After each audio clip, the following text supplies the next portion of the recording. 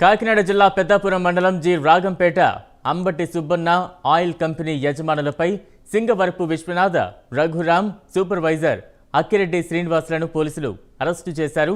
ఈ నెల 9న నూనె నిల్వ ట్యాంకులోకి దిగిన 7గురు కార్మికులు ప్రాణాలు కోల్పోయిన ఘటనపై జాయింట్ కలెక్టర్ నేతృత్వంలోని ఓ కమిటీ విచారణ జరిపింది. కమిటీ నివేదిక ప్రకారం కంపెనీ బాధ్యులను అరెస్టు చేసినట్లు పెద్దాపురం డీఎస్పీ మురళీమోహన్ తెలిపారు. కంపెనీ యాజమాన్యం భద్రతా ప్రమాణాలు పాటించలేదని, పరిజ్ఞానం లేని కూలీలతో ట్యాంకును శుభ్రం చేయించడంతోనే ప్రమాదం జరిగిందని డీఎస్పీ తెలిపారు.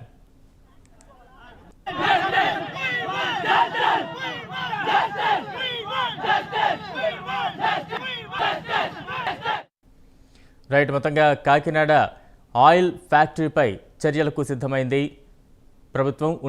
ఉన్నతాధికారులు ఇప్పటికే ఆయిల్ ఫ్యాక్టరీకి సంబంధించిన యాజమాన్యాన్ని అదుపులోకి తీసుకున్నట్టు తెలుస్తోంది. పూర్తి అప్డేట్స్ మా ప్రతినిధి దుర్గారావు అందిస్తారు. దుర్గారావు, బలరాం, ఎట్టకేలకు ఆ 7గురికి మృతి కారకమైన సుబ్బన్న ఆయిల్ ఫ్యాక్టరీ ఓనర్ మరియు సూపర్వైజర్ ని అరెస్ట్ చేయడం జరిగింది. అరెస్ట్ చేసి నిన్న రాత్రే మెజిస్ట్రేట్ ముందు హాజరుపరచడం కూడా జరిగింది. ఇంత పెద్ద సంఘటన జరిగినా కూడా కనీసం మీడియాకి పత్రిక ప్రెస్ నోట్ రిలీజ్ చేసి చేయడంపై కూడా పలు అనుమానాలు వ్యక్తం అవుతున్నాయి. ఎందుకంటే ఇంత పెద్ద సంఘటన జరిగినప్పుడు కనీసం పత్రికా సమావేశం పెట్టి ఆ 7గురిని మీడియా ముందు హాజరుపరుస్తారని అందరూ ఊహించారు. కానీ ఆ ఊహించిన దానికి వ్యతిరేకంగా కూడా అర్ధరాత్రి సమయంలో పత్రికా ప్రకటన రిలీజ్ చేసి వాళ్ళందరినీ మెజిస్ట్రేట్ ముందు హాజరుపరచడంపై పోలీసుల తీరుపై కూడా పలు అనుమానాలు వ్యక్తం అవుతున్నాయి. ఎందుకంటే అది రాష్ట్ర వ్యాప్తంగా సంచలనం రేపిన సంఘటన కాబట్టి కనీసం పత్రికా సమావేశం పెట్టకుండా పోలీసులు అర్ధరాత్రి హడావిడిగా వాళ్ళని మీడియా ముందు హాజరుపరచకుండా మెజిస్ట్రేట్ ముందు హాజరుపరిచి కూడా చేయడంపై కూడా పలు అనుమానాలు వ్యక్తం అవుతున్నాయి.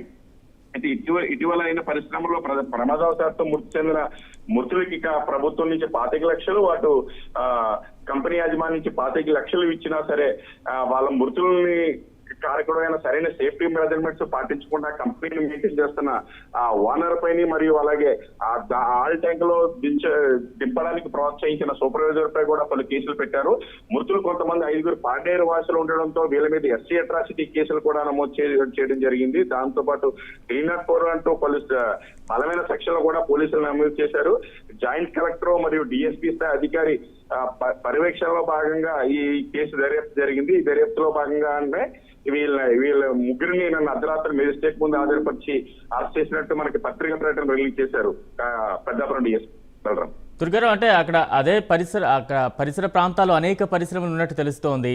అయితే అక్కడ ఉన్న సమస్యలను గుర్తించారా? ఎటువంటి సెక్యూరిటీ మెజర్స్ పాటిస్తున్నారు లేదు అని గుర్తించి వాటి మీద కూడా ఏమైనా చర్యలు తీసుకునే అవకాశం ఉందా? ఎందుకంటే పెద్దాపురం జి రాగంపేట పరిసర ప్రాంతాల్లో ఇటువంటి ప్రమాదాలు సర్వసాధారణం అంటూ కూడా అక్కడ స్థానికంగా వాదనలు కూడా వినిపిస్తూ ఉన్నాయి. ఈ ఫ్యాక్టరీ మీద చర్యలు తీసుకుంటే సరిపోతుందా? ఇతర ఫ్యాక్టరీల మీద కూడా ఎటువంటి దృష్టి సారించాలంటారు? గతంలో కూడా గత 3 నెలల క్రితం కాకినాడ ప్యారిస్ షుగర్ ఫ్యాక్టరీలో ఇలాంటి సంఘటనలు జరిగి ఒక 3-4 కూలీలు అయితే చనిపోవడం జరిగింది. అప్పుడే కాకినాడ జిల్లా కలెక్టర్ నిబంధనలు పాటించి సరైన ప్రికాషన్స్ లేని ఫ్యాక్టరీలపై ఒక విజిలెన్స్ కమిటీ వేసి ఆ కమిటీ వెళ్ళి ఫ్యాక్టరీస్ అన్ని విజిట్ చేస్తుంది. ఫ్యాక్టరీ బాగోలేని ఫ్యాక్టరీలు నిబంధనలు పాటించిన ఫ్యాక్టరీలపై అయితే చర్యలు తీసుకుంటాం అని చెప్పారు. కానీ ఆ 3 నెలలుగా వచ్చిన అటువంటి కార్యరూపం ఏదీ లేదు. అలాగే ఇప్పుడు మీరన్నట్టు పెద్దాపురం చుట్టుపక్కల ప్రాంతాల్లో అనేక పరిశ్రమలు ఉన్నాయి. ఆ పరిశ్రమల్లో తనిఖీలు చేస్తామని చెప్తున్నారు. కానీ గతంలో అలాగే తనిఖీలు ఉంటాయని చెప్పి కార్మిక సంఘాలు అయితే ఆరోపిస్తున్నాయి. గతంలో అయితే నిన్న ఒక కార్మిక సంఘ నాయకుడు పత్రికా సమావేశంలో కూడా ఈ మృతులకి కలెక్టర్, జిల్లా ప్రభుత్వ అధికారులే బాధ్యత వహించాలి. ఎందుకంటే గత 3 నెలల క్రితమే జరిగిన పరిశ్రమల్లో జరిగినప్పుడు కూడా మొత్తం కాకినాడ జిల్లా వ్యాప్తంగా ఉన్న పరిశ్రమలో తనిఖీ చేస్తానని చెప్పి కలెక్టర్ హామీ ఇచ్చారు. కానీ అటువంటిది ఏది జరగకపోవడం చూస్తుంటే ఈ తూతు మంత్రంగా అధికారులు తనిఖీ చేస్తున్నారని చెప్పి కార్మిక సంఘాలు ఆరోపిస్తున్నారు. Right, thank you Durga.